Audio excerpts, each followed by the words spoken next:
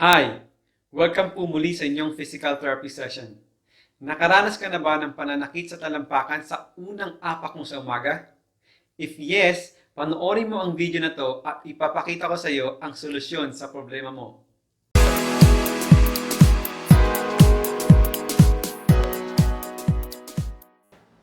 Ang pag-uusapan natin today is about plantar fasciitis, isa sa common cause of heel pain. Ito ay stabbing pain sa ating talampakan. Usually, nararanasan natin siya sa unang apak sa umaga galing sa pagtulog. Pero with plantar fasciitis, nawawala po ang sakit habang tumatagal or pag napapadami ang ating steps. Ang plantar fascia, isa po siyang shock absorber na parang string na sumusuporta sa arch ng ating paa pag tayo ay naglalakad or nakatayo.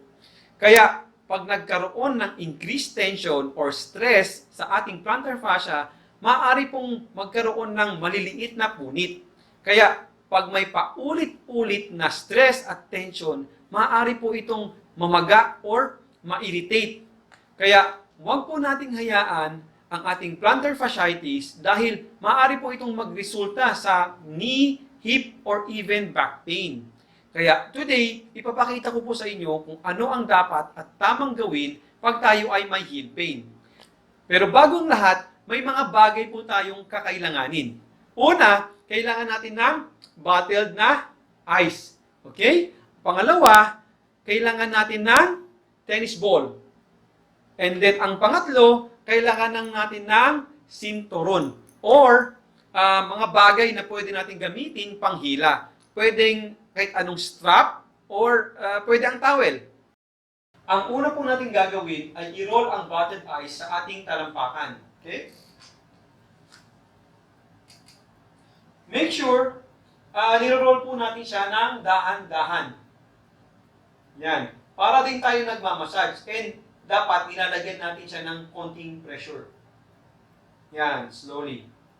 And then, pag nakaramdam po tayo ng tender spot or painful na spot, i-stop po natin ang rolling na sa area na yon and then, lagyan po natin ito ng pressure. Okay? Lagyan po natin ito ng pressure and then i-hold natin for at least 10 seconds.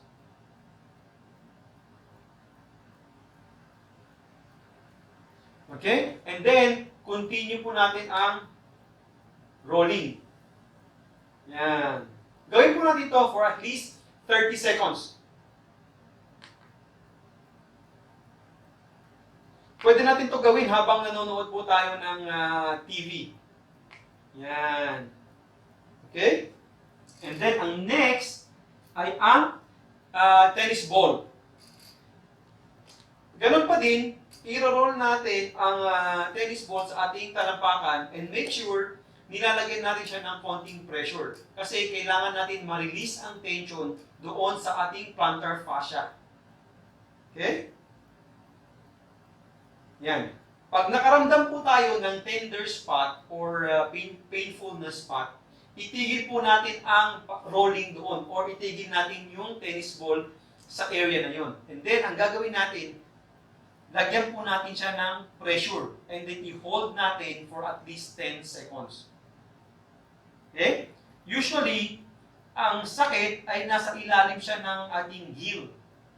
Yan. And then after that, continue po natin ang pag-roll. Lagyan natin ng konting pressure. Gawin po natin ito for at least 30 seconds.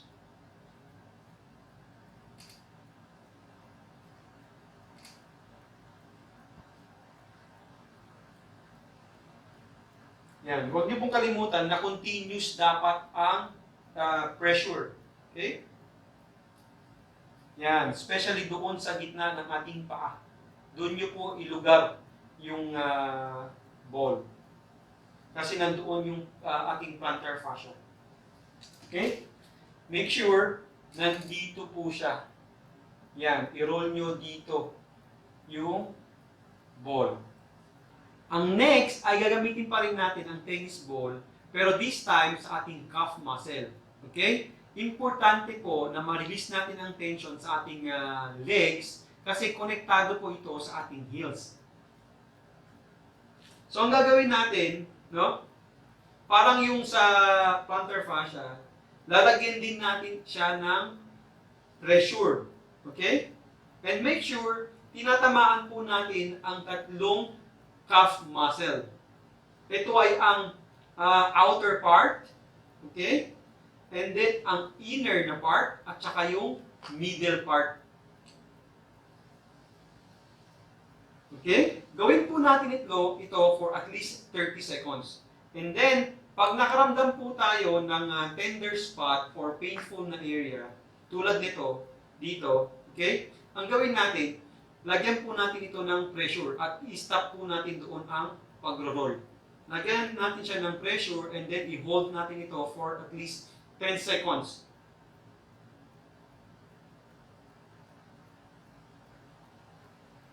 Okay? And then, continue po natin ang pagro-roll. Make sure na tinatamaan po natin ang tatlong part ng ating calf muscle. Okay? Yung outer, inner, at saka yung middle na part. At ang panghuli ay ang stretching ng ating calf muscle.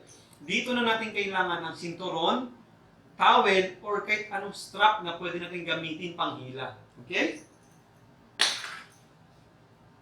So, i-stretch lang natin siya for at least 10 seconds at gawin po natin ito ng 3 beses.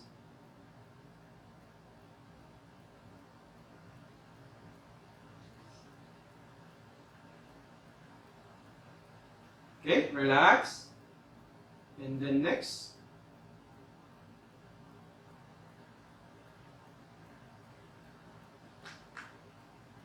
Relax. Last.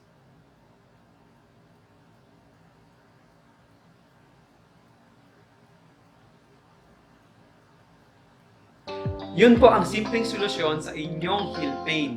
Kung sa tingin nyo ay nakatulong ang video na to, please like, mag-subscribe po tayo sa aking channel, i-turn on ang inyong notification bell para updated po tayo sa mga upcoming videos. I-follow niyo po ako sa aking social media account at huwag niyo pong kalimutan na i-share ang video na to doon sa inyong mga kakilala. Maraming salamat po at magkita-kita tayo muli.